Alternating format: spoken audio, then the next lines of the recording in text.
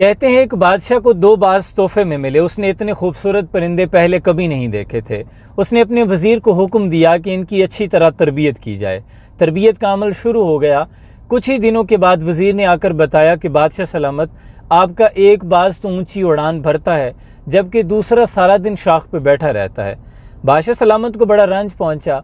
उसने अपने इलाके के तमाम मुआलिजों और जादूगरों को बुला भेजा। तमाम ने कोशिशें कर ली, घंटे दिनों में, दिन महीनों में ढल गए, लेकिन मसला हल ना हुआ।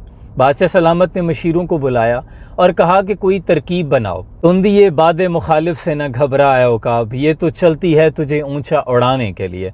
और हजरत इकबाल लिखते हैं, दयारे इश्क में अपना मुकाम पैदा कर, नया ज़माना नए सुबह शाम पैदा कर। और खुदा अगर दिल फितरत शनास दे तुझको, सकूत लाला ओ गुल से कलाम पैदा कर। उठा न शीशा गराने फरंग के एहसान, सिफाले हिंद से मीना व जाम पैदा कर। और मैं शाखे ताक हूँ, मेरी गज़ल है मेरा समर, मेरे समर से मैं लाला व फाम पैदा कर। और मेरा तरीक अमीरी नहीं फ़कीरी है, खुदी ना बेच गरीबी में नाम पैदा कर।